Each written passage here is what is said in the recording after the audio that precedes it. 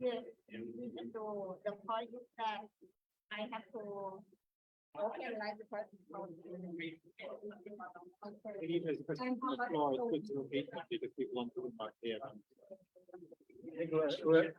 Whoever answers the question will summarize the hate question.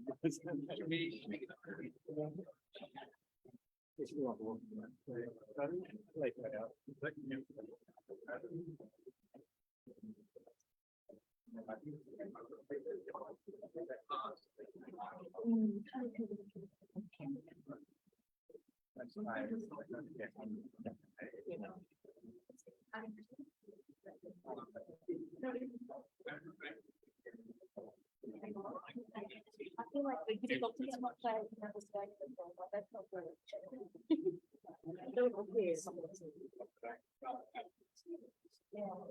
Yeah, that's a different kind of right. Please give me the signal. Did I tell you that?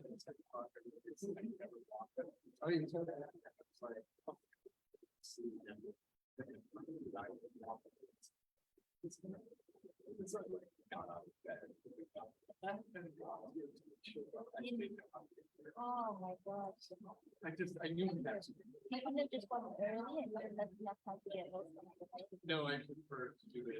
Okay. Good afternoon, everybody. I think the Facebook Live already start and the Zoom. Okay. Good afternoon, everybody. I'm sitting here in the room called Social Innovation Hub with very important 5 people with 1 book. So those who are on the Facebook, you can see this book, half green and white, turning land into capital, development and dispossession in the Mekong region. So those who are in the Social Innovation Hub, you can contact CSDS to buy the book. So it's not only launching the book, the purpose of launching the book is also to sell the book. So it's not only talking about the book. So for me today, I have an honor to moderate the session with very important 5 speakers. This time we will start different from other launch book. Normally we will ask the editor to talk about the book, ask the writer what is their mind, why they write the book. This time we do different way. We start by asking people who read the book to tell us that what do she or he found about the book. So, and since we have very short time for 1.5 hours, without further ado, may I introduce our first speaker, Professor Dr. Pasok Pongpaichit. She is not the writer, but she is the one who read the book and will tell us how she thinking about the book and how she feel about that. So please, Ajahn Pasok. Thank you, Ajahn Naruman. Well, I'll try my best. I must say that I want to thank Phil for asking me to read and comment on this book. It's a splendid book, and I have learned a lot from it. And I must say, I'm not an expert on land at all. I'm more generally interested in political economy and public policy, especially on inequality. But over the last few years, I have been running a project on land governance in Thailand. And Phil has been very helpful on that project. And this is a payback. I have been very concentrated on Thailand. So the excitement for me about this book has been learning more about the neighboring countries. So today I will talk mainly about them and only a little on Thailand. I will highlight 3 main things about the book. The first is on the overall theme on turning land into capital. The book opens with a wonderful quote from a Laos official talking about the Mekong River as a big river. And he says, if it flows freely, this Mekong River, there is no benefit. It makes no money. it dries up or floods. This is like a river of gold and silver. If we remain in a slash and burn economy, we will stay poor. So the government decided to go ahead with the project. And this official was referring to the largest hydro power dam. I think it's called Sayaburi, Anamtantu. And the main beneficiary of this project is Thailand, of course, who buys the hydropower from Laos to pursue its industrialization. The editors neatly analyze that there are three parts to the process of turning land into capital. This is how I understand it, okay? The first is capitalization, that is giving the land a legal meaning so that it can be bought and sold in the market.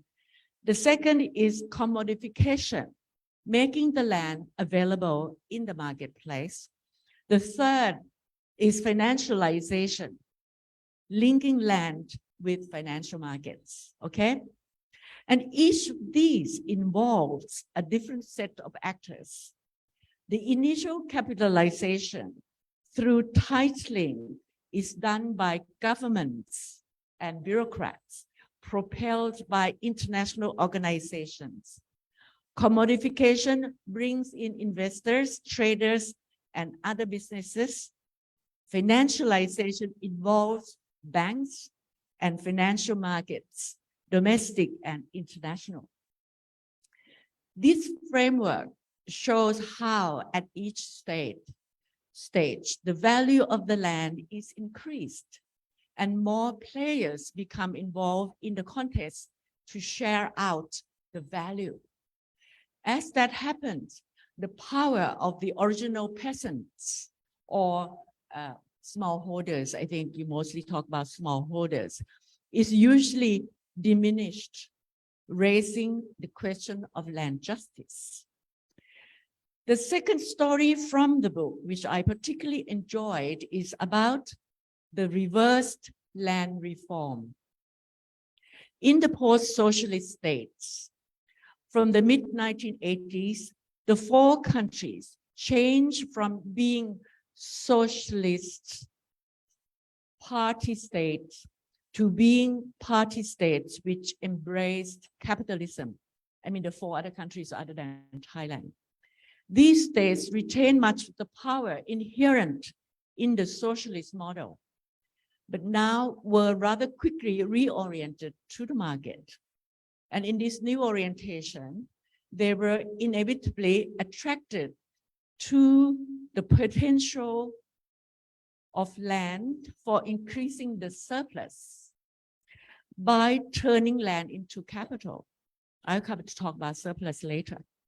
The way they have done this have been quite varied, but the common denominators has been the importance paid to its resources of land and the complete departure from the land to the tiller to land to the commune ideologies of the past, okay? So they have parceled out land, meaning the government, as concessions to both local businesses and foreign concerns, promoted plantations, and found other ways to enhance the value of the land and levy a share of this value for the state and its bureaucrats in various ways. The third point, a main message of the book, is that it has not been a simple land grab by states and foreign interests, but is much more complex when viewed from ground up and is shaped by history. The states are not the only agents involved in capitalization. There are also other agents who are and ready to leverage the power of the post-socialist party state. These agents include party cadres, technocrats, local officials, local bosses, crony businessmen, and so on. All these agents draw on the knowledge and the networks developed in the past. Within the four countries, there seem to be two submodels. Vietnam seems rather similar to China in that the central state has both the power and motivation to retain most of the control and to discipline those manipulating state power if they get out of hand. Myanmar might be seen as rather similar. In Cambodia and Laos, by contrast, the state has to negotiate alliances with other influential players and has to cede more of the power and the value of these to these other players. Next, I would like to make a couple of remarks, which are not really criticisms, but are issues that arose in my mind because of my rather different orientation compared to the authors in the book. First, the book focused closely on the Mekong region, and the argument is ring-fenced within the region, concentrating on the 5 countries with China as the main important external presence, with Japan perhaps playing roles in, say, Cambodia and a little bit elsewhere. And that is fine. The focus gives the book coherence. But I wonder if it plays down the extent to which the historical processes traced in the book are special to the conditions of the neoliberal era. Liberalizing everything was good. Borders were coming down. These conditions did not prevail earlier, right? And they are changing very rapidly right now, with more and more important external factors operating as never before. I stress this is not a criticism of the book as much as a comment on the way the world is changing.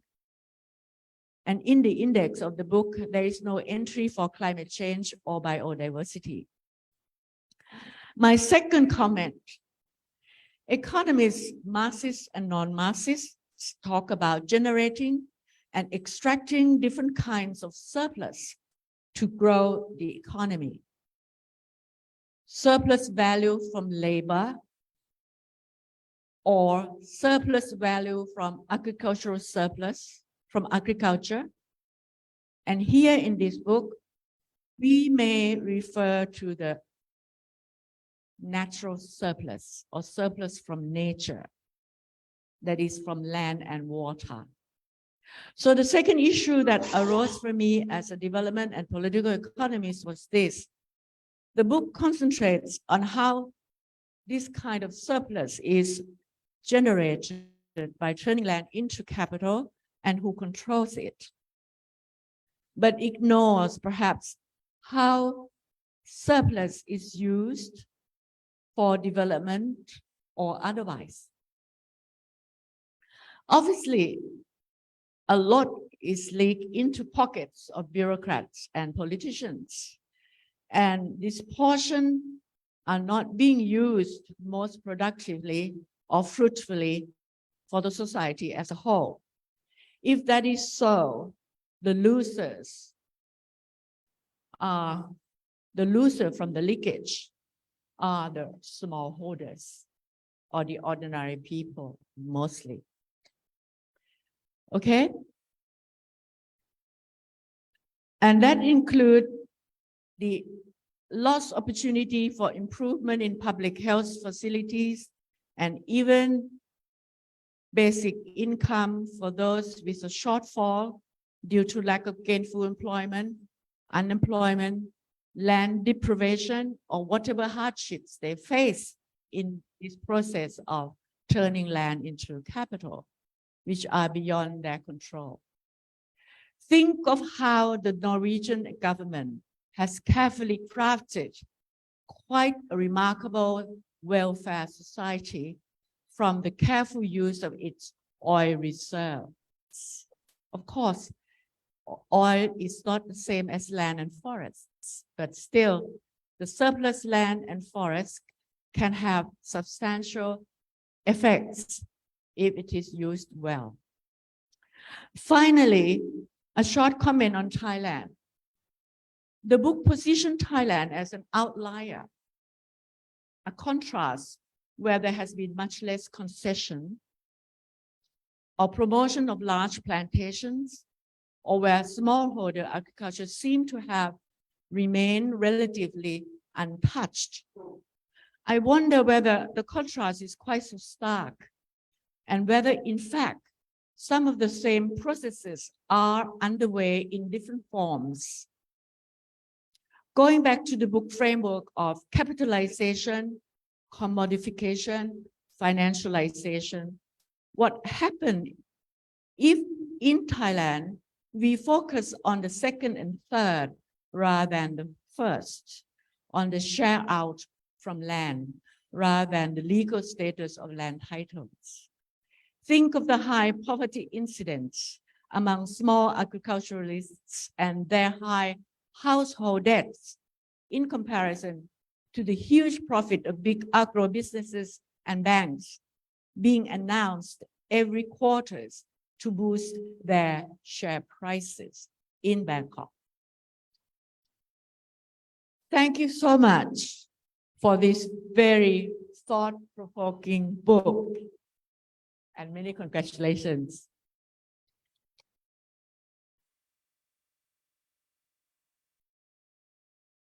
Thank you very much, Professor Pasok. We listen from those who read the book. Now we go back to those who write the book or the thinking behind before the book starts. So I will start by Professor Philip Hertz. I think I think people already know, and I can share you some feeling that when we launched the book on turning land into capital in Chiang Mai, they have a different feeling. That time is a lot of people who joined the Burma-Myanmar conference talking about the case, but this time we are here. So we will start by the more on the regional approach, and also by ask Ajahn Phil that, I mean, why this book come into written, why you want to do on this. I mean, can you tell us how and why the book come into written? Thank you. Thank you very much for the question, Ajahn Naramon, and in particular to Ajahn Pasok for a wonderful discussion, critique, and thought-provoking points about the book, which I hope we'll have time to talk about now. But Ajahn Naramon has asked me to talk about the why and the how. So if you like, the kind of origin story of the book and how it came into being before we get into more of the substance. So if we start with the why, and why did 4 editors and 10 authors altogether decide to write this book? The substantive issue that really drove us to write the book is a very sort of widespread and quite long-standing concern in the region, but as Ajahn Pasok says, this is not limited to the region or somehow circumscribed by the region. It's a global concern about the concentration of land, which in particular in the Mekong region seems to be rolling back the so-called land to the tiller movements of the 1950s and 1960s. And interestingly, these movements were both on the revolutionary communist-inspired side, but also they were from the US-inspired sort of counter-insurgency. They also used land to the tiller. But the idea was to try to deal with the concentration of land that had happened during colonial times and that was happening with the incorporation of the region's economies into market processes. So why was this being rolled back? Why was this seeming reverse land reform that Ajahn Pasok picked up on happening? Why, to use the title of one of the chapters in the book, did we see land to the tiller becoming land from the tiller? That's the title of the chapter, and on Vietnam. So this is the kind of thing that was happening that motivated us to write the book. But at a deeper level, recognizing that with particularly the post-2008 concern over global land grabbing, this concern is not an original concern. A lot's been written about it. And our desire to write the book was also based on some unease over too simplistic an approach to land grabbing. In particular, we sensed that we needed to sharpen our analytical approach to understand what was going on. And we found and developed this through this concept of capitalization, which I'll say a bit more about in a moment. The title of the book, Turning Land into Capital, not coincidentally, also coincides with a Lao government policy in the 2000s called Turning Land into Capital. So this socialist government was explicitly seeking to do just that. But even here, we started to look and realize that this program or this idea was not a singular one. It was actually complex. It was also multi-scalar. It was happening at different levels. So the neoclassical mainstream economic thinking about turning land into capital is often closely associated with a Peruvian economist, Hernando de Soto, who in turn has influenced World Bank land titling campaigns, and the ideas in his famous book, The Mystery of Capital, which provides a kind of manifesto for land titling as a new kind of reform, in principle to enliven so-called dead capital, to give the poor who according to De Soto, owned the world's resources but couldn't actually make much out of them, a chance to participate in capitalist development.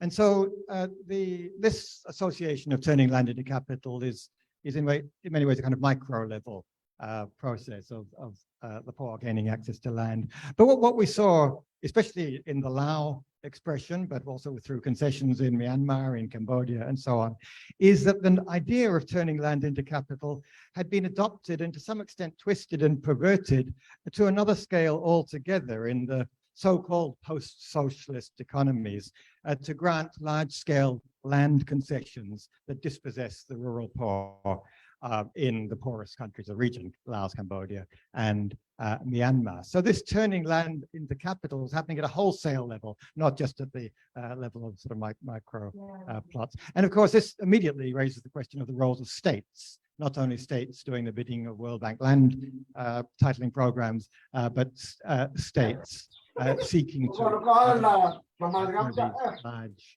schemes and taking advantage of the fact that states in socialist or post-socialist situations had a great deal of control and say over such land. We looked at the idea of land capitalization in three ways, broadly, as Ajahn Pasok suggested, although we see capitalization as a kind of umbrella term.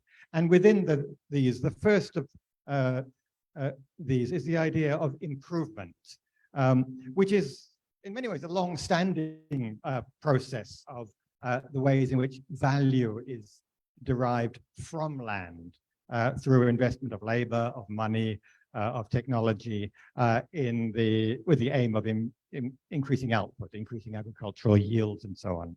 The second level of capitalization is commodification. That is, where we're not just looking at deriving value from land, but it's a way of deriving value in land as land itself becomes a commodity that's bought and sold, not just the products that are grown on it. And especially as land becomes a speculative asset, land is bought and sold simply with the expectation that it'll increase in value. It's not even just as a productive asset.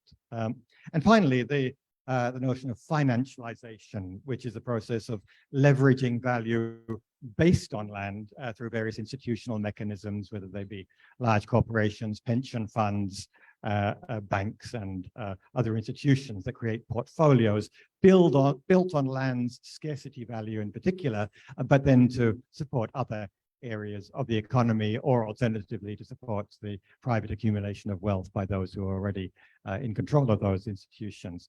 In the book, we try as hard as we can to put all of these ideas in context, and hence the regional context, in a region whose people, whose states, and whose economies have been drawn together. Although there are chapters in the book about each country, the earlier part of the book, you'll hear more about along the way today, also looks at dynamics between countries, not only commonalities between countries, but also linkages between them as well. So that's the kind of the why the book came about. Just briefly, how it came about. Well, the instrumental way in which it came about was a conference, embarrassingly long ago now, it was in 2015, at Chiang Mai University, entitled Land Grabbing, Conflict and Agrarian Environmental Transformations, which came under the Land Deals Politics Initiative, a very large, impressive global initiative concerned particularly with the issue of land grabbing. This happened in Chiang Mai. But the other thing that this conference did was to bring together a number of authors, a number of individuals who've been working previously on a set of political economy papers, working papers, to look at the political economy of land governance in the Mekong region. And we felt there was scope to develop not just the empirical side of what we covered in those papers and the historical side, but also the analytical side. And out of this came what we like to think, perhaps not very modestly, but we like to think about as more a co-authored than a typical edited volume, in the sense that it's not been just the four of us as editors, but also our other 6 collaborators who've worked in a sort of iterative process and very close process writing together. And also benefiting not only from each other's conversations, but also from 2 sort of outstandingly helpful reviewers we had along the way, and a great deal of understanding from the publisher about our extended deadline. So that's the kind of why and how of the book. Okay, thank you. Well, this is very interesting. We now going to, actually, this is my first time, actually not first time, second time. I think, Kevin, you are the one that people who study Burma, Myanmar, always know about your name. So this is to be in person, face to face. But this time when I see Kevin's name with the word of legacy, people always talking about the land with the word capitalism, capitalization. But I think you also wrote the chapter, 2 chapters, one in the case study in Myanmar with the land governments, with the governance of the land in Myanmar, and also doing the regional part, another chapter about the issue of legacy. So I think this is also very interesting that to see as a writer and also as the editor that from we going to the second who are also editor and also writer with 2 chapters. So those who are interested in the book, please buy it. So my question will be to Kevin. Can you tell us a bit more about the legacy that have shaped land relation in this region? Kevin, the microphone somewhere. Yeah. Hi. Thank you, John, for the very overly generous introduction. Thank you for everyone joining. Yes, so there are several themes in this book. One of which I'm going to be talking about, is looking at historical legacies in terms of understanding contemporary land governance in the Mekong region. So we put very simply is we take history very seriously. And this means with this historical approach, it's very much appreciating the gravity of what can be called inherited structures and these sticky institutions.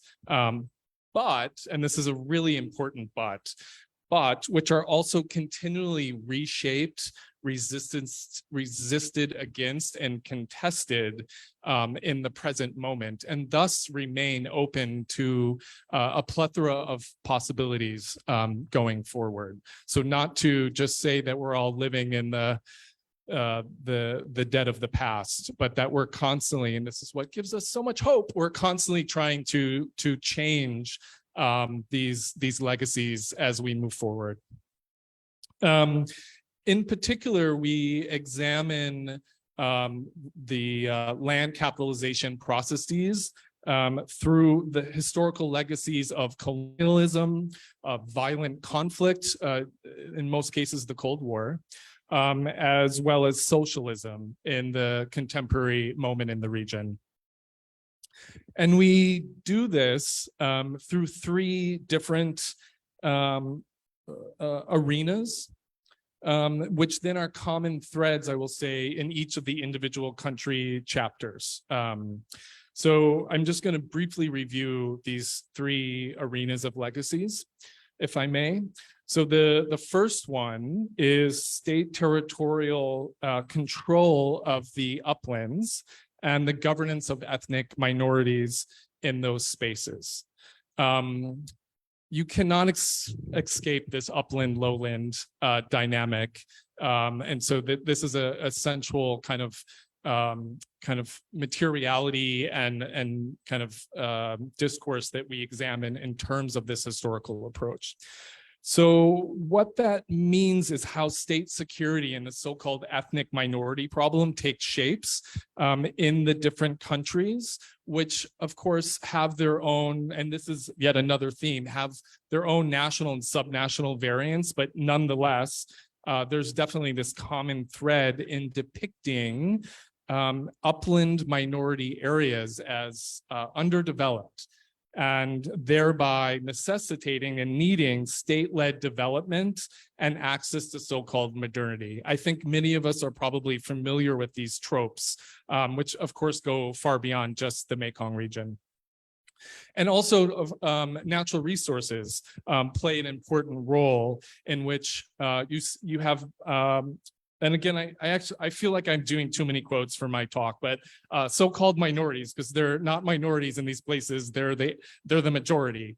So that's a bit of a state-centric, majority-centric thinking. But so anyway, minorities practicing swidden cultivation, and then are marked as forest destroyers. You would have thought and hoped that this was stayed in the 80s and 90s when this got underway, but it's still very alive today, this sort of discourse of blame. And according to this logic, then it necessitates a state-led conservation and a very racialized one at that, such as the creation of national parks, greenwashing, green territorialization, and all of these other words that us social scientists love using. Yeah. So that's the first one. The second one is on categories of state land and the associated technologies of state land concessions. So for this one, you have upland swidden lands categorized as, and this, I'm using the English words, there's a different word in all these countries, wastelands, vacant lands, fallow lands, categorized by the state following colonial nomenclature. This type of nomenclature and categorization refuses recognition of customary land practices, cultures, authorities. And doing this kind of mapping so-called wastelands that have people living and using those lands and customarily owning them, then that land becomes allocated by the state to the private sector, which is deemed as using that land more efficiently and productively. And that has a long colonial legacy as well. And actually, oftentimes those land that's like a cover for wholesale logging, and that itself has a little bit more in the 1990s and 2000s when this timber was still around. But in some places, such as in Myanmar, where I work, is still happening.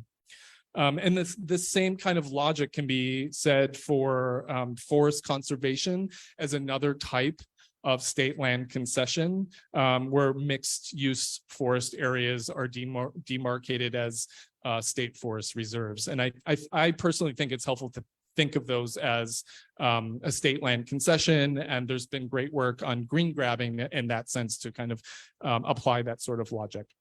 Okay, the third and final one is the differential approaches to land titling, right? Let's not forget the titling, which is informed by both colonial and Cold War bifurcation of lowlands versus uplands. And I think in the land titling, we find that this upland versus lowland dynamic becomes, plays out in very different ways and is therefore really important to consider.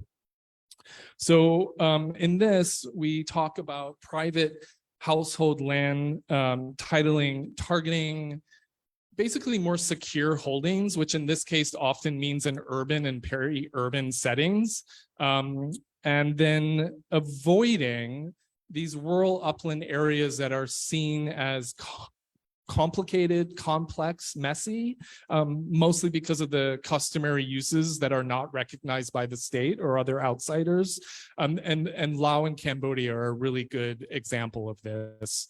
And then in these uplands, instead of providing household land titles, instead, those are the exact areas that are targeted by state land and forest concessions instead, reverting back to the two other arenas that I just talked about. There has been some communal titling offered in the uplands, such as Cambodia is a great example, Laos to some extent. But again, it follows this very racialized model of requiring, identifying, and showcasing that you're an indigenous ethnic minority and several other types of requirements. Which again is mirroring colonial legacies on how land and land use is thought of in the uplands. So these three arenas of historical legacies that we talk about in the chapter on colonial or on historical legacies, but also in the individual chapters together, we think does a good job demonstrating the uneven geographies of state-defined, that's the key word there, state-defined land ownership and tenurial arrangements that draw on this very long history of state-centric interpretations of uplands and the so-called minorities that live in those areas versus the lowlands. Yeah, that's what I wanted to say about that. Thank you very much. It was nice to revisit material that we have been working on for many years, and to think about how to very concisely kind of present that. So thank you for that opportunity. Okay. Thank you, Kevin. Those who are interested the way that Kevin talked, you can visit is on chapter 2, Legacy in Land Governance, Colonization, War, and Socialism. So that the regional approach, I see a lot of notes, but you can keep it in your mind first. We still have another 2 people to talk. Now we're going to our lady, I mean, also who not only behind the book, but make the book to be published and also doing the introduction chapter and looking at the regional approach. So Natalia, I think this is also very interesting that, I mean, the book talking a lot in the global way, but also some on the regional approach. So can you tell us that, I mean, when you're doing with the book, that how to think in terms of the regional approach? Thank you very much, Ajahn Nurimon, for the question on our regional approach. And thank you everyone for coming today as well. As Kevin and Phil mentioned, this project has been in our lives for some years now, so it's very nice to see it come to fruition finally. No. Yeah, so as Phil mentioned, you know, this idea of this notion of land grabbing and the forces that are driving and fueling these processes are not new, you know, and we could have indeed framed this book more centrally within what, you know, became known as the global land grab narrative that became popularized in or as a result of the increasing investment in land after the 2007-8 financial crisis. But one of the main pushbacks against relying on these sort of grand or meta narratives is its lack of attention to context, and the need to put these processes of development and dispossession in place. Bring into view the flesh and blood institutions, the localized politics, the social relations, and everyday practices, which sometimes are a bit obscured when you have big narratives or big brushstroke theories like land grabbing. So we took this at a sort of starting point, but we also asked the question of, well, so what do we mean by context? So a key premise in the book is that narratives around land capitalization need not be grounded only in context, but also that they need to be placed in a relational regional context. So this regional aspect or scale is an important context for what we believe are understanding the processes, the influences, and the impacts associated with land capitalization and related struggles over land. But of course, the dynamics are also different between and within countries. Political, economic configurations are specific in each country. Processes of enclosure and property making, resistance, and state protection are also different in different places. But we see these patterns of accumulation and dispossession and the political economies that underlie them. They also sort of highlight contradictions of imposing regional integration and growth over landscapes with sort of shared histories of geopolitical conflict and of socialism that emanating from capitalism. So for us, we felt that understanding contemporary dynamics of agrarian development and dispossession really requires an approach that enmeshes, as we've all made the point, in history, but also geography. But we also wanted to leave room for a variegated understanding or conceptualizing of land capitalization as well.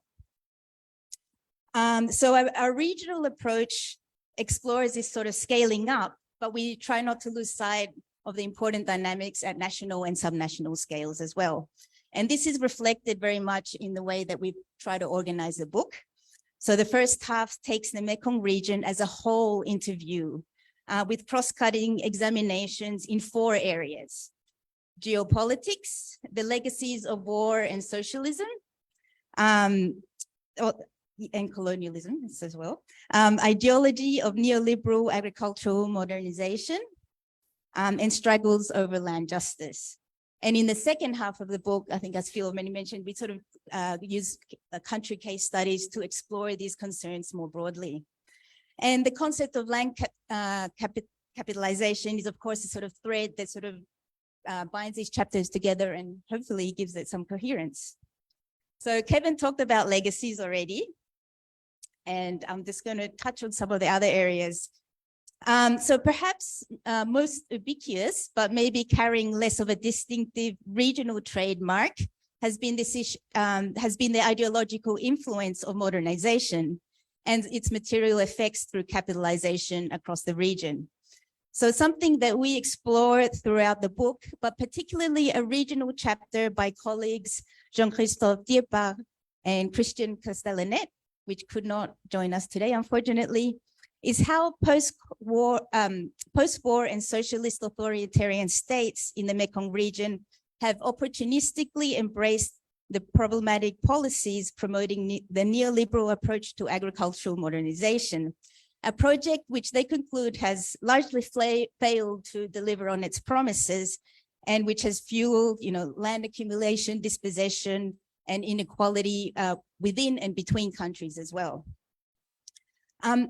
The other way that our book examines the regional context of capital's engagement with land is through this lens of geopolitics, focusing on transborder investments.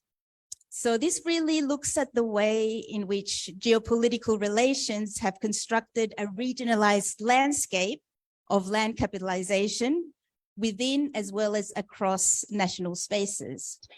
And there are several ways in which that has occurred. So for example, we can think of Thailand's battlefields to marketplace strategy, which engaged land and resource economies of neighboring countries since the 1980s. Vietnam's cross-border Indochina investments that have come to define its engagements in Cambodia and Laos, and which draw to a large extent on historical and continuing ties at party and governmental levels. We have Chinese state and corporate actors playing key role in expanded territorialities of land capitalization, including through its Going West and Going Out programs, and more recently, the Belt and Road initiatives, which makes China not only an international, but also a global actor. And also important is the role of multilateral development banks and bilateral donors in constructing a regionalized development landscape, which has also shaped geopolitics of land relations in the region. So we can think, for example, of the US-sponsored Green Revolution and preemptive land reforms of the Cold War era, and then what Phil mentioned, the World Bank and Australian land titling programs from the 1980s onwards. And one thing we discussed a little bit about is how the spatial imageries of post-Cold War geopolitics in the Mekong region has often been cast in kind of national terms.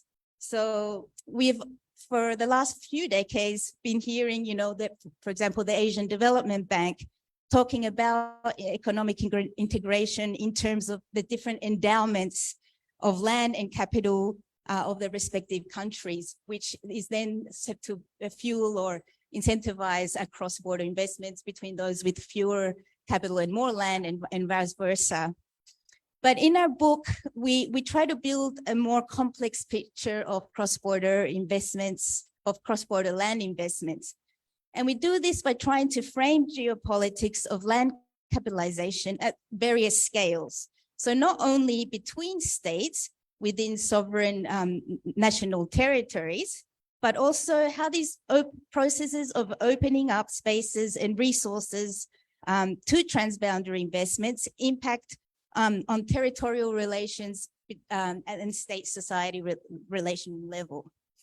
So control over land and associated capitalization involves, a complex array of actors who are involved in transnational investments at different scales. And this sort of takes geopolitics beyond a sort of state-centric analysis. And, you can see these in various forms, from the kind of transborder ethnic networks that, for example, ethnic minority networks that help to expand rubber plantations from Southwest China into Northern Laos. But, another example of this is in terms of the critiques that against treating the Belt and Road Initiative as some kind of monolithic program of domination by the state, and thinking about it as a more complex array of new and old projects involving, tensions between state-owned enterprises and other actors with regard to commercial and political roles, and also placing investments within the recipient country's own geopolitical frame of reference. And just final word, which is that while we use, while the Mekong region is the empirical scope for the book, we also see potential for applying a similar approach to other regions of the world. Of course, taking into account that they all have a very different history of land relations, dynamics, internal regional dynamics and geographies, and placement in the political and economic order, which of course shape how land is capitalized and contested. So anyway, I would be welcoming any other comments about this from people who are working in different regions. Thank you, Natalia. I think this is also very interesting. So now we come to the last speaker with Carl, who also wrote a chapter on Cambodia, but my question will be different. I think my question, the question is that I think for us who are on the panel already talk about the land and also on the wider Mekong. And I think we also heard a lot the issue of inequality, the issue of justice, that injustice is always has been mentioned without speaking directly, but it's also through, I mean, the sentence in the book. But from your perspective, how does the book address the issue of the justice question in the respect to land? Okay, thank you very much, Ajahn.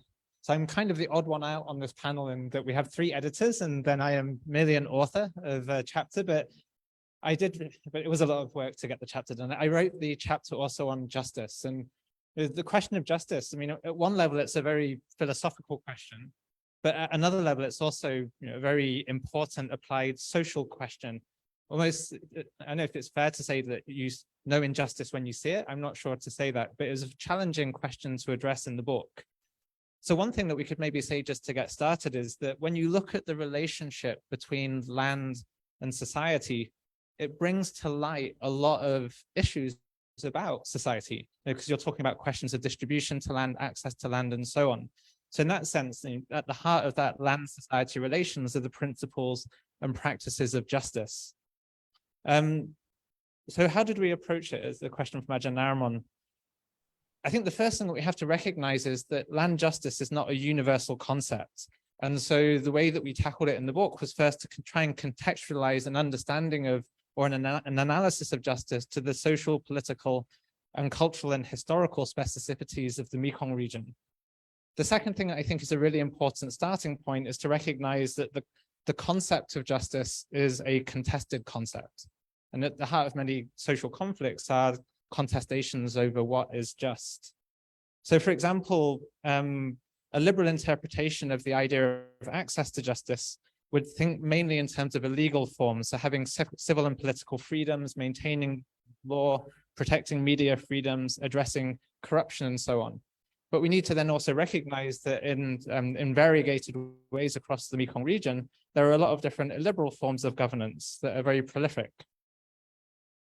Furthermore, the law itself is clearly not always just. So some laws that have been introduced under the guise of creating more secure land rights actually end up making smallholders less tenure secure and sometimes underpin the processes of dispossession.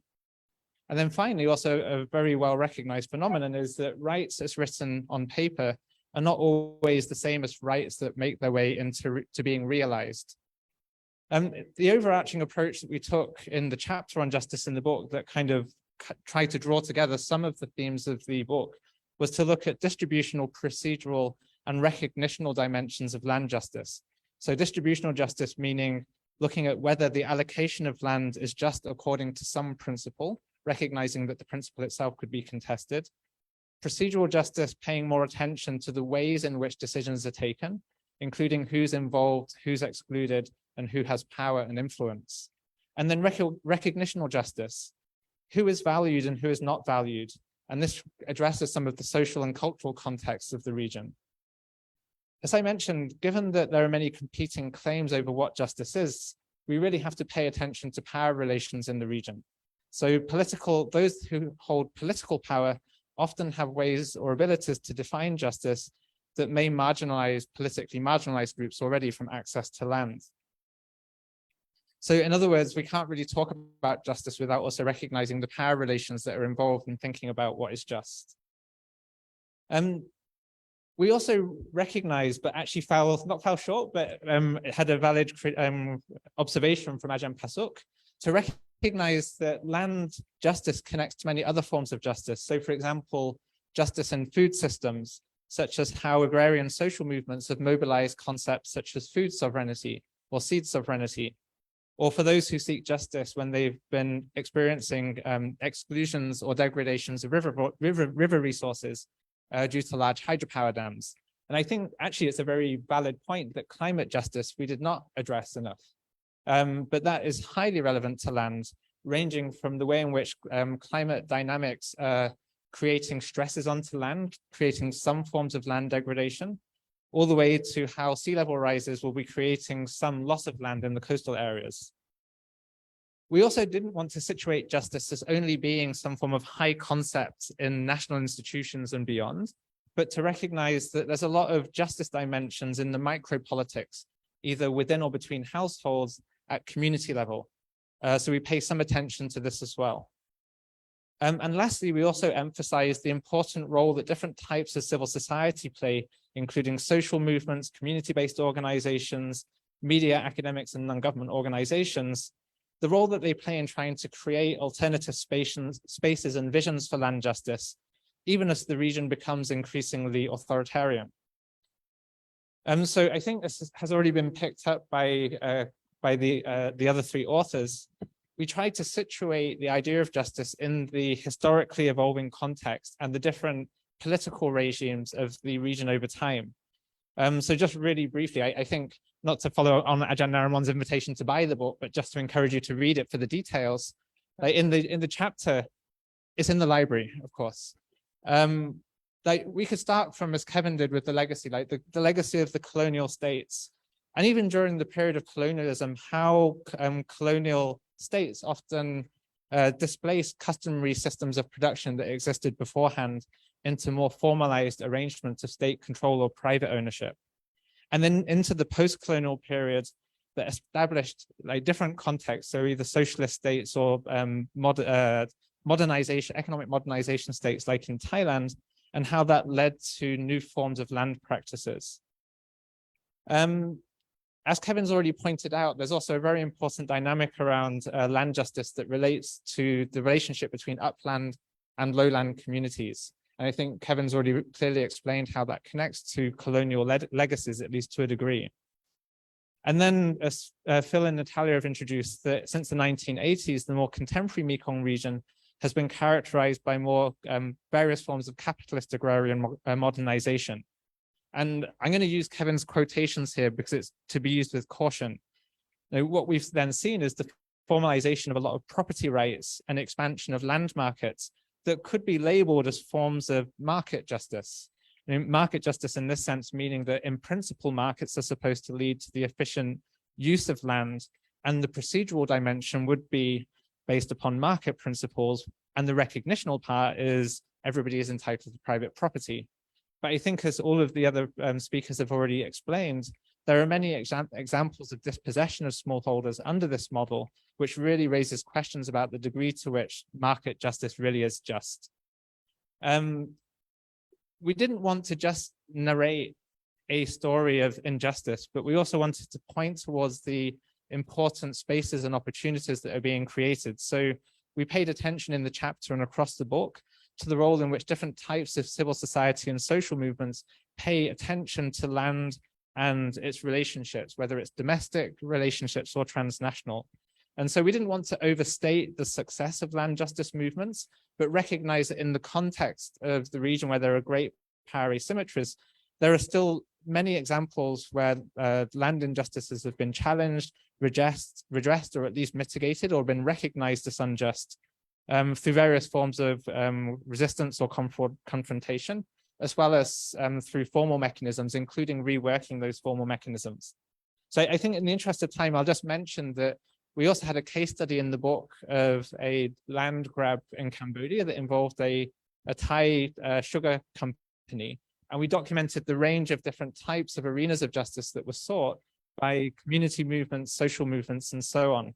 And in the end, it's difficult to claim that the case is successful in the sense that the land is not fully returned to the people. There's not adequate or fair compensation across all the people that were dispossessed.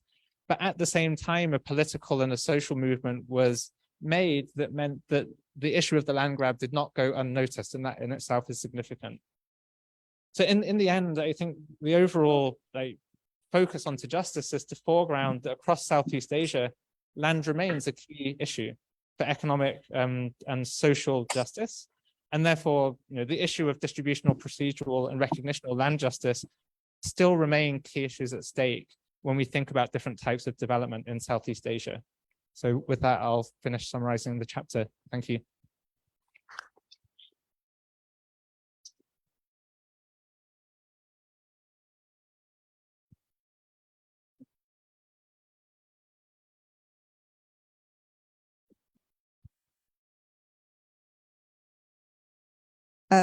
we have 30 minutes for question and answer. Can you turn on the Zoom? We also have the question from the Zoom. If you have any question from the Zoom, so we will read it. And also the microphone is for those who are, join the book launch on the floor. So if you have any questions, we have 30 minutes sharp. We try to finish this on time. Okay, any questions?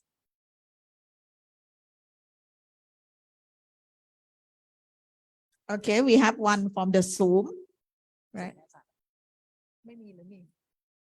Maybe. Can you turn on the Zoom, right? Yeah. For those who have the Zoom, they will have one from the chat box, right? Okay.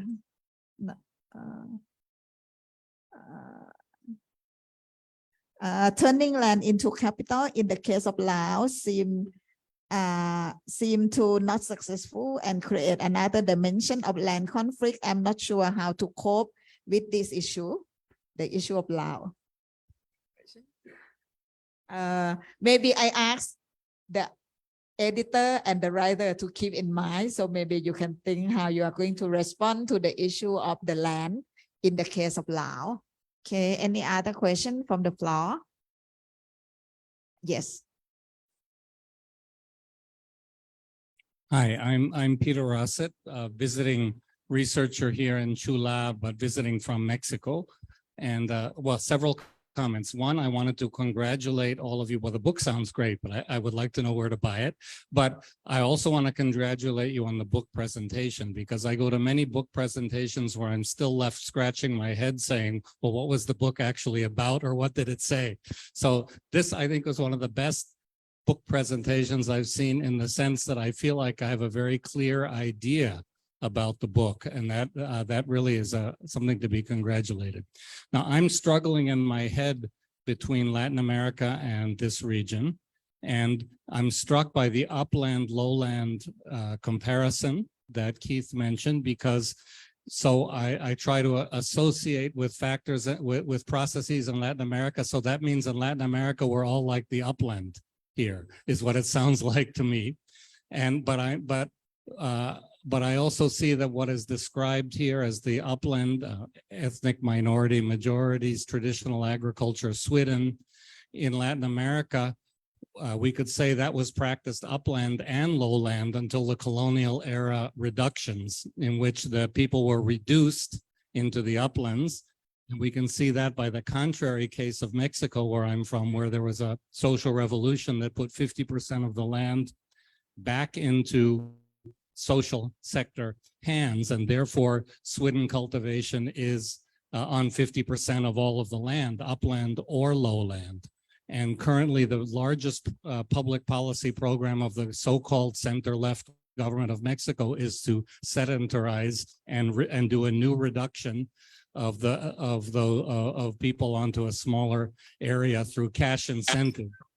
In this case, to self-reduce themselves instead of having colonial force of arms reduce them onto smaller areas. But I'm curious if the upland lowland dynamic here is also a colonial legacy, or if that's something natural about rice economies that have different geographies of land use and tenure, including in pre-colonial times. Then I'm curious, and I've been trying to relate what I heard we're here to the contemporary Thailand that I've seen with Thai social movements, which is how the new forestry law, redrawing forest boundaries, I believe this is the state land concession, maybe that Keith is mentioning, and the national park law are suddenly putting communities into forest or national park that they're then being dispossessed of. So does that fit into your category of capitalization or titling, or how does it fit in? And then the last point was on the question of climate change, which Pasuk mentioned, isn't mentioned in the book, but I see since I've arrived to the region, how the context of climate negotiations, carbon credits, and carbon commitments, at least in the case of Thailand, seems to be a major cover, I guess what Carl was calling green green grabbing, or I'm not sure what word you use, but given the use of the forestry decree and the national park legislation seems to be a major cover for dispossession and I guess capitalization. I'm not sure how you use capitalization in that context. So, but thank you and congratulations. Okay. Thank you. Do we have any other questions? The other questions come from Kun Apishai. The Mekong is a contested sub-region, not only in terms of land, but also water. Has any study or assessment been conducted looking at both land and water commodification, capitalization, and financialization in a nexus manner? Any comment from the writer and editor? Quite, very three big questions. So maybe I think Michael is the one who wrote on Lao, but maybe the editor can answer the issue of Lao. And then the questions in comparison with the Latin America and the climate change. Third is the nexus between land and water. Okay, anyone would like to answer?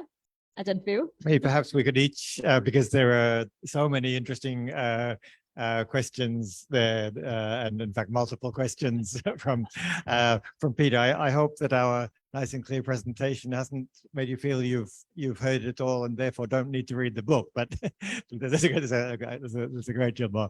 But let's take the questions in order, and we perhaps could each give our own take because there's a lot to talk about. So the first question, as I see it, is about the sort of failure of the turning land into capital policy and all the processes that come up under it to deal with conflict. And it raises a very interesting question, particularly around land titling, for example, which is supposed to be about formalizing, clarifying, drawing boundaries, so there's no longer any basis for conflict. Everyone knows who owns what, and we all know that doesn't happen. And I think one of the issues in Laos, for example, with the land titling program, is not only what's going on within those areas that have been titled, but what the very process of drawing boundaries does for what's going on outside those areas. In fact, it's some will see land titling as legalizing, but others can see land titling as criminalizing all those who aren't part of the market economy. And so I think that's my sort of short take on that question. And there's more in the book about that. I won't try to answer everything, but while I've got the mic, maybe I could just say something about, Peter, your question on the sort of the commonalities, but maybe differences between regions. If you read the last 3 pages of the book, you'll see that we kind of leave the reader with the questions of how you may take our framework, particularly our 3-part framework of capitalization, and think about it in different regional contexts as a way of also reminding the reader why we thought it important to look in this regional context, because there are certain regional dynamics, processes, commonalities that will vary from one part of the world to another. And of course, there are other things, including the framework, which we hope will work across regions, but which need to be adapted. So, for example, one of the points we make, the more obvious points we make about the difference between Latin America and the Mekong region is latifundia, these huge areas where smallholders in Brazil would be sort of mega landholders in Thailand or Vietnam or Cambodia. So there's a lot about context. But the other part, maybe just building on what Natalia was talking about when in explaining the regional approach, is looking not only what characterizes the region, but what the dynamics are within the region. And one of the things we suggest, at least hypothesize, is that land relations in the Mekong region are quite tightly drawn. Of course, there are investments from outside. There are many ideas from outside, many programs from outside. But nevertheless, if you look at the actual nature of transboundary land investments and transboundary land control, a much more significant proportion of it comes from one country to another within the region than would be the case in the South Pacific, in India, in sub-Saharan Africa. And to some extent in Latin America, although of course the place of Brazil and Argentina may be different there. So we're suggesting that we're actually asking for the kind of response that you've given us even prior to reading the book, Peter, which is to say, okay, well, if you're from outside the region, does this framework work for you? And if so, what do you need to understand about the history, about the legacies, about the justice issues, and about the politics that frame land relations within each region? Another sort of key thing, of course, is the Cold War history of land in the Mekong region, the whole land to the tiller movement, which has been sort of reversed and provoked the book in the first place. I think they also have some question regarding to Kevin's and Carl. Right. Peter, it's so good that you're here. I'm a big fan of your work, and I did not know you were based at Chula. So that's wonderful. I'm so happy to respond to your questions, but they were really hard. So the upland lowland thing, it feels so Mekong region, but like Phil said, it's really fascinating to see how that agroecology, geography, race dynamic plays out in different areas that might not be upland lowland, but other different parameters that have a similar tenant of these dynamics that we're talking about.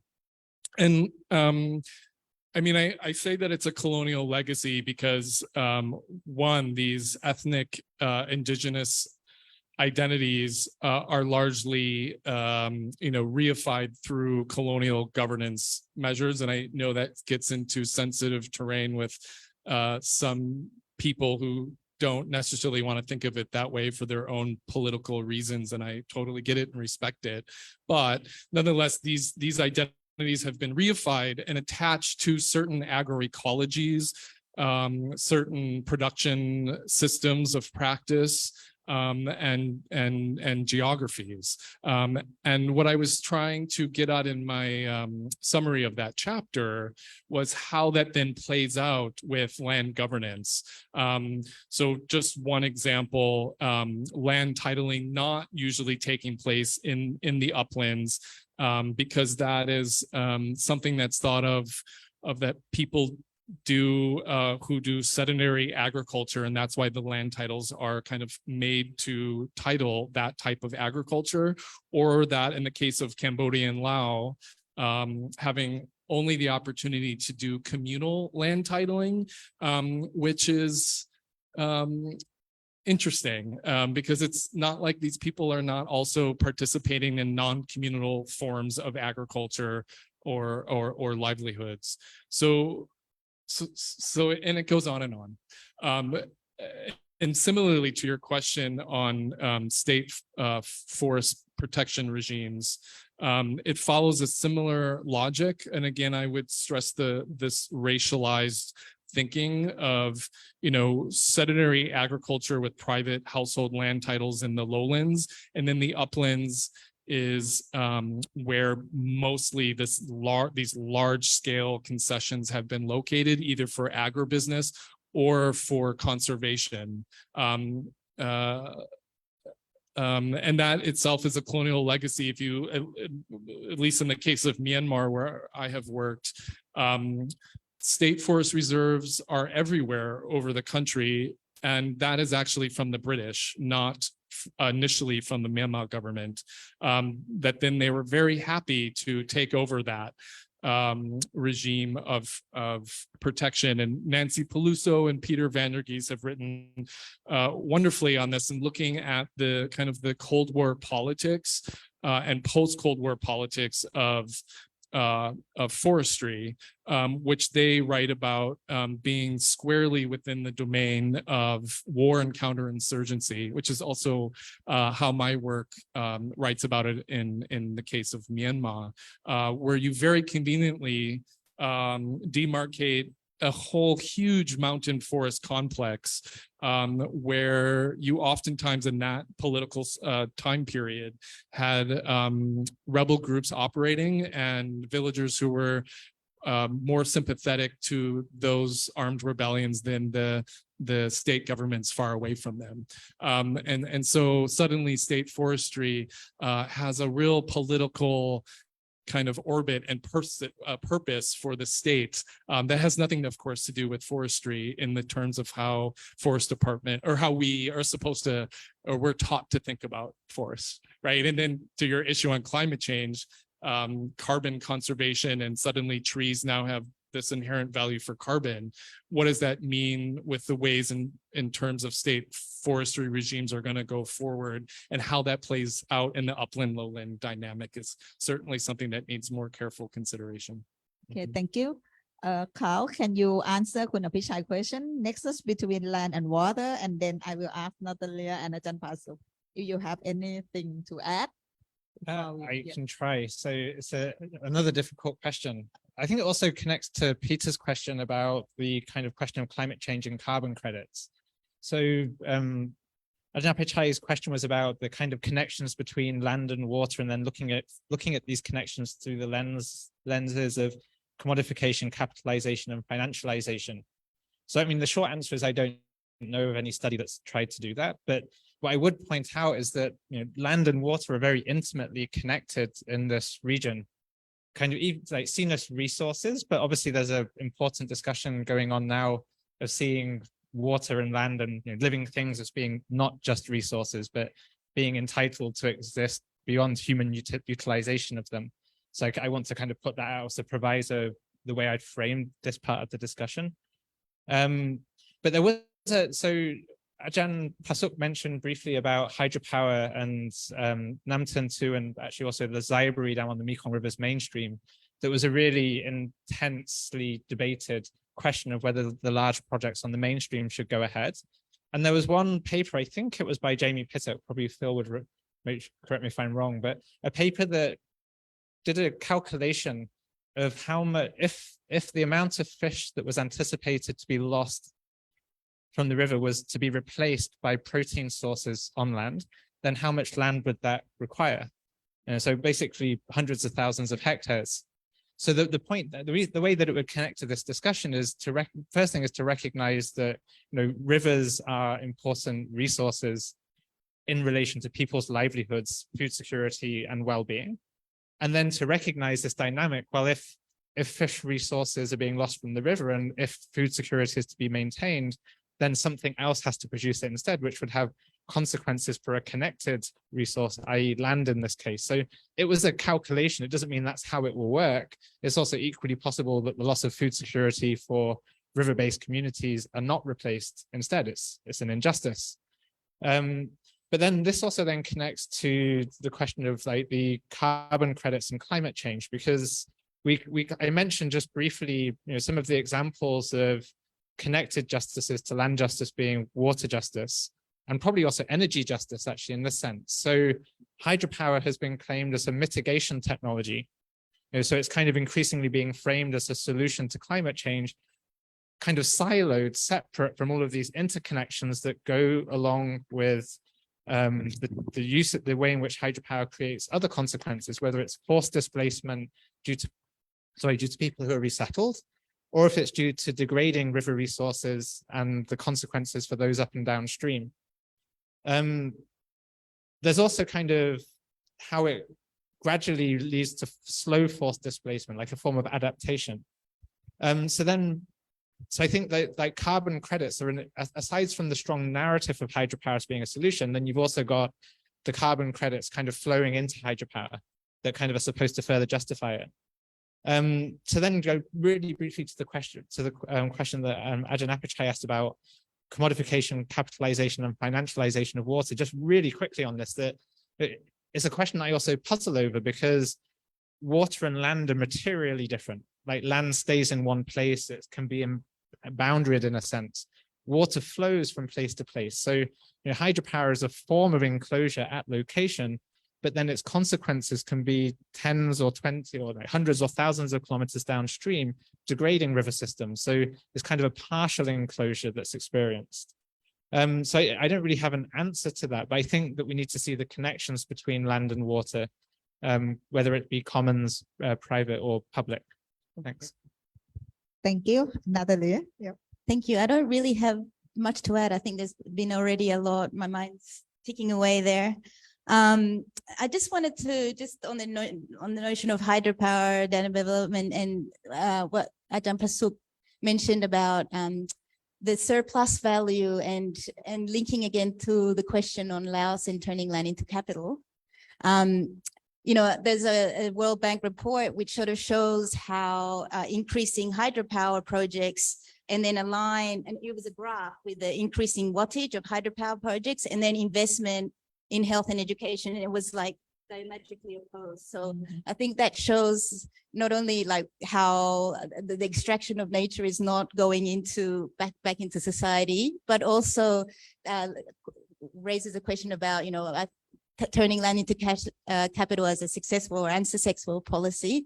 I think Laos right now is in a moment of quite significant debt and crisis. And yeah, I think there's probably a lot of reflection around whether investments in these large infrastructure projects, and also including quite a lot of critique over the decades over its large-scale investment, economic land investments. And in fact, you know, there has been various pushbacks or acceptance or limitations by the state, you know, sort of Polanyian, I guess, limitations to capitalization and dispossession, in that they've sought to issue moratoriums over the years. And in the last few years, there also has been revocations of some of these dysfunctional or not performing concessions as well. So I don't know, just aside, I'm not sure if the answer is. Yeah. Thank you, Ajahn Pasuk.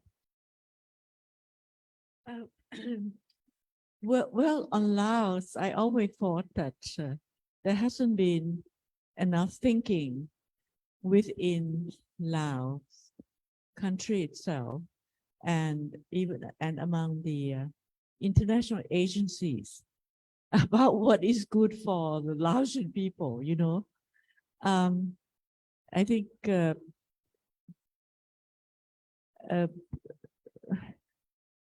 international organizations have their own ideas of how Laos should develop. And at the same time, they also want Laos to borrow money from them, and they will earn interest from it. And the bureaucrats, technocrats, wanted the Lao people to feel that they are doing something, and they are also earning something in the process of doing it. I am not sure. There's some of our economist friends try to go there and give advice, but not very successful either.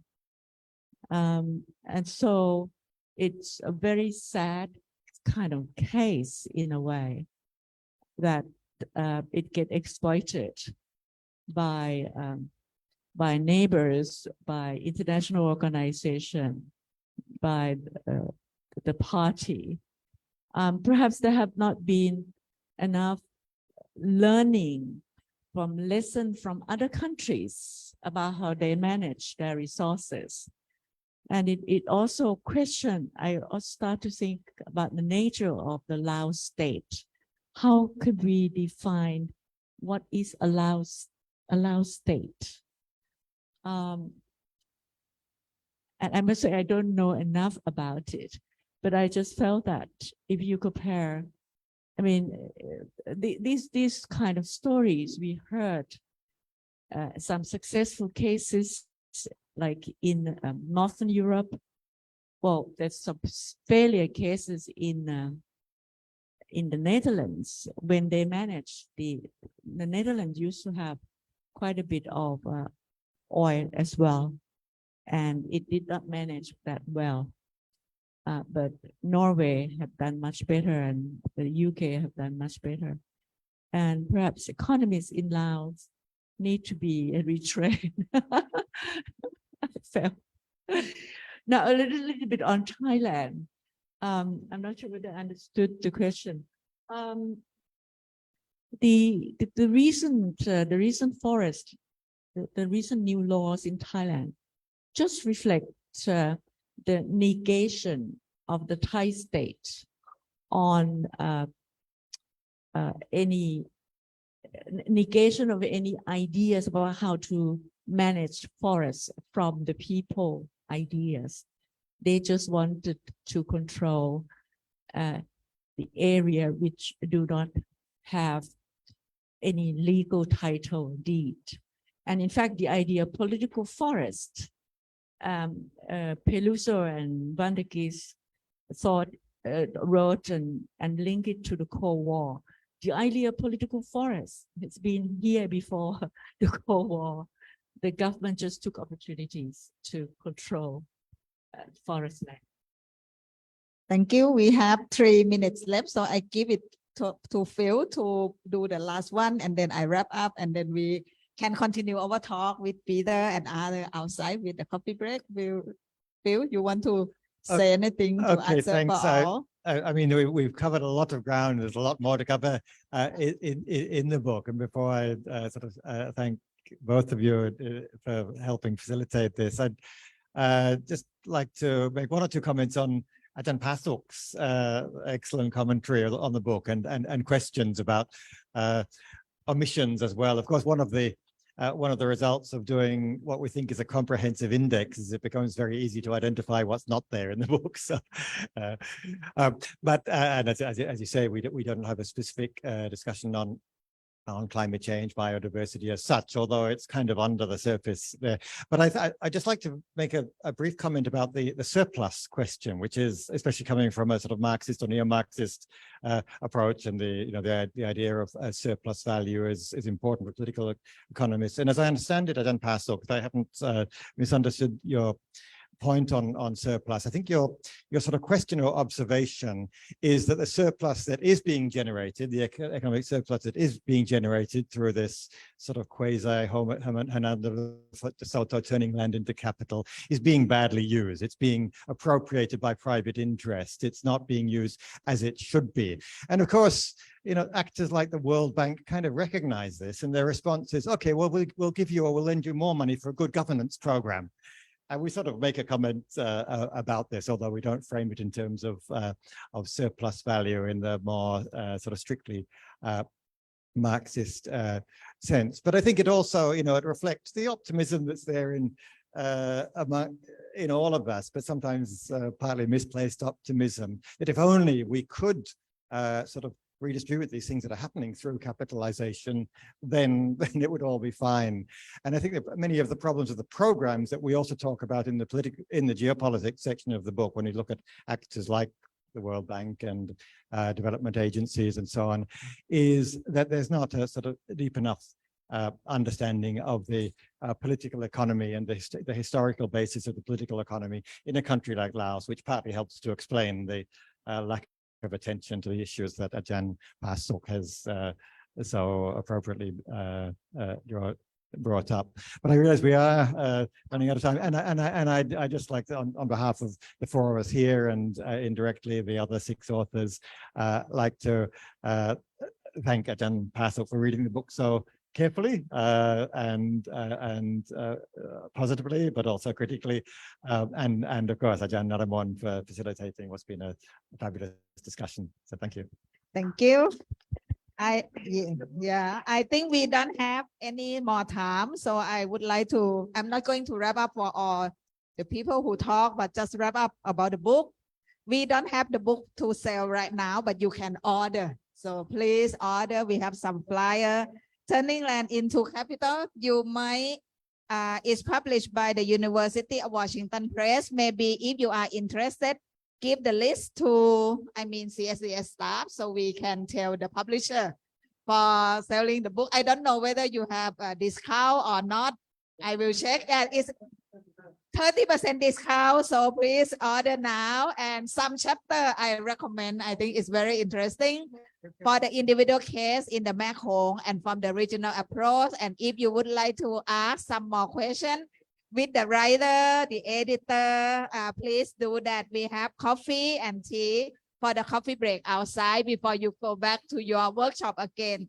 So thank you very much for all the Zoom people. Thank you. Thank you.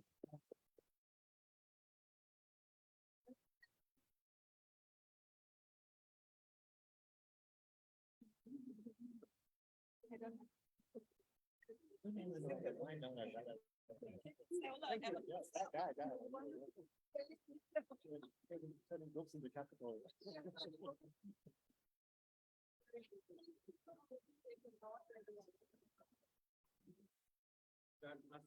met many years ago on the fourth floor of Pusri.